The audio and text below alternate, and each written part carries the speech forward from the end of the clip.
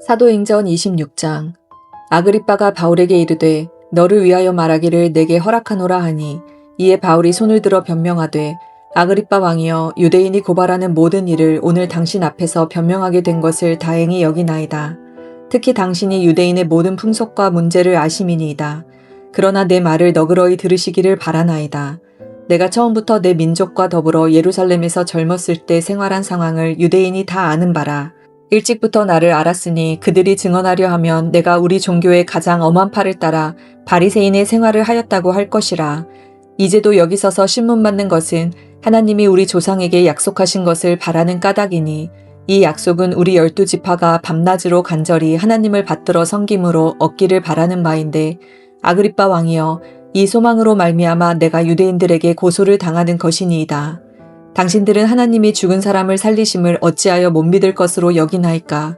나도 나사렛 예수의 이름을 대적하여 많은 일을 행하여야 될 줄 스스로 생각하고, 예루살렘에서 이런 일을 행하여 대제사장들에게서 권한을 받아가지고 많은 성도를 옥에 가두며, 또 죽일 때에 내가 찬송 투표를 하였고, 또 모든 회당에서 여러 번 형벌하여 강제로 모독하는 말을 듣게 하고, 그들에 대하여 심히 격분하여 외국 성에까지 가서 박해하였고, 그 일로 대제사장들의 권한과 위임을 받고 다메섹으로 갔나이다. 왕이여, 정오가 되어 길에서 보니 하늘로부터 해보다 더 밝은 빛이 나와 내 동행들을 둘러 비추는지라. 우리가 다 땅에 엎드러짐에 내가 소리를 들으니 히브리 말로 이르되, 사울아 사울아, 내가 어찌하여 나를 박해하느냐? 가시체를 뒷발질하기가 내게 고생이니라. 내가 대답하되, 주님 누구시니이까? 주께서 이르시되, 나는 내가 박해하는 예수라. 일어나 너의 발로 서라.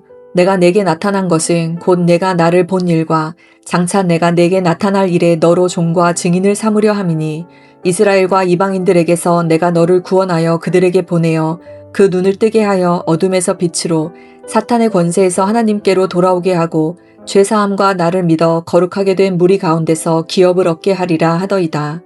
아그리빠 왕이여, 그러므로 하늘에서 보이신 것을 내가 거스르지 아니하고 먼저 다메섹과 예루살렘에 있는 사람과 유대 온 땅과 이방인에게까지 회개하고 하나님께로 돌아와서 회개에 합당한 일을 하라 전함으로, 유대인들이 성전에서 나를 잡아 죽이고자 하였으나 하나님의 도우심을 받아 내가 오늘까지 서서 높고 낮은 사람 앞에서 증언하는 것은 선지자들과 모세가 반드시 되리라고 말한 것밖에 없으니, 곧 그리스도가 고난을 받으실 것과 죽은 자 가운데서 먼저 다시 살아나사 이스라엘과 이방인들에게 빛을 전하시리라 함이니이다 하니라.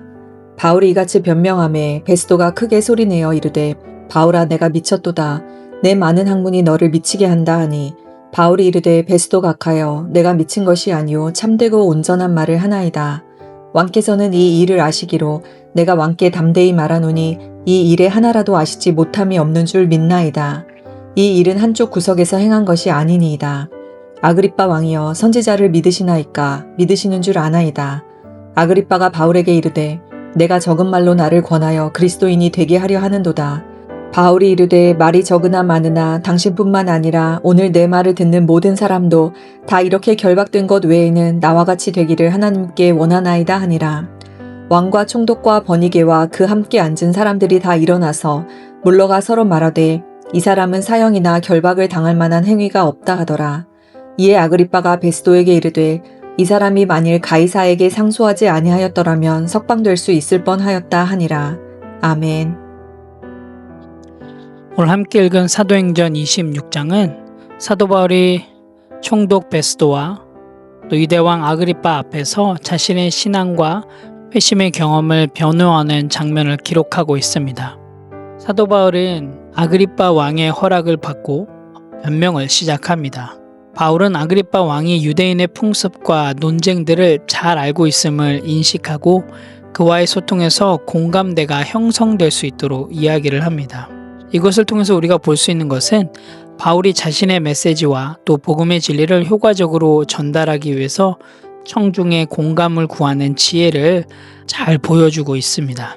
4절에서 18절의 말씀을 보게 되면 바울은 자신이 과거에 열렬한 바리새인이었고 또 예수 그리스도를 따른 자들을 극렬히 반대했던 박해했던 사람이었음을 고백을 합니다.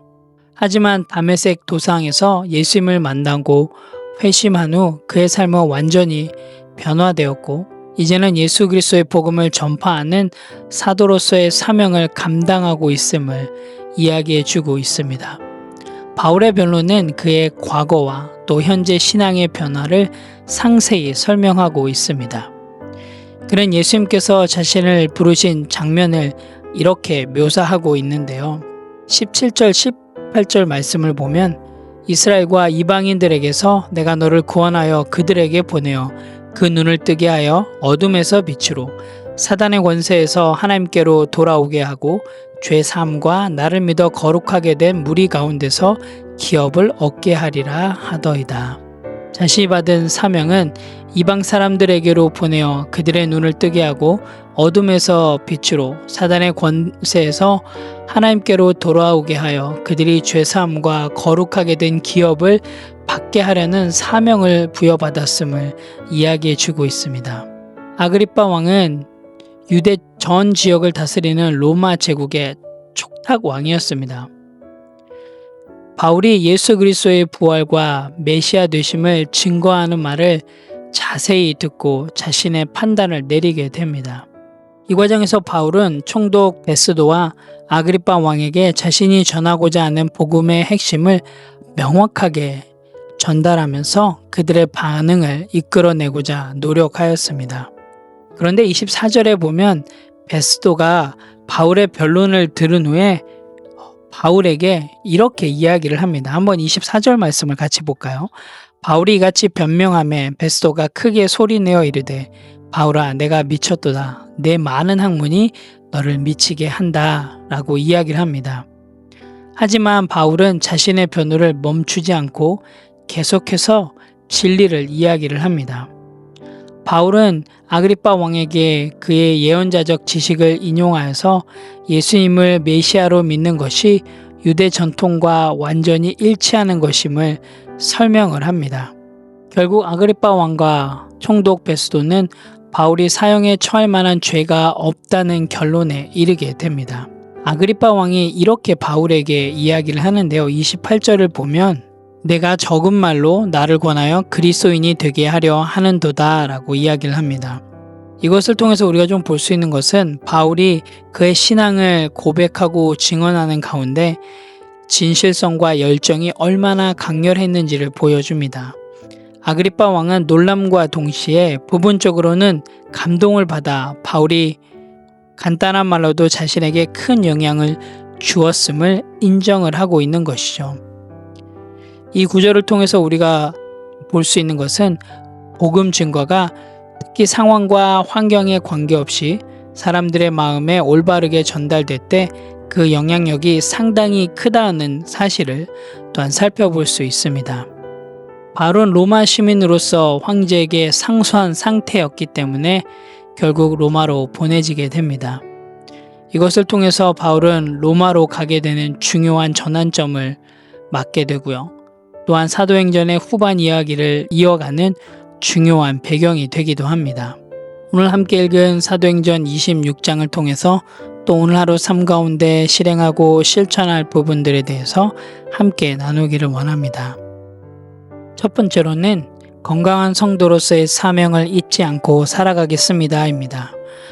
예수님은 바울을 불러 이방의 빛과 복음의 증인으로 세우셨습니다.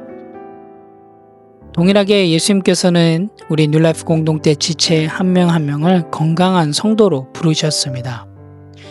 예수님께서 여러분에게 맡기신 그 사명을 기억하시면서 오늘 하루 직장과 가정과 또한 여러분의 일상 속에서 복음을 드러내는 빛과 소금의 삶을 살아내십시오.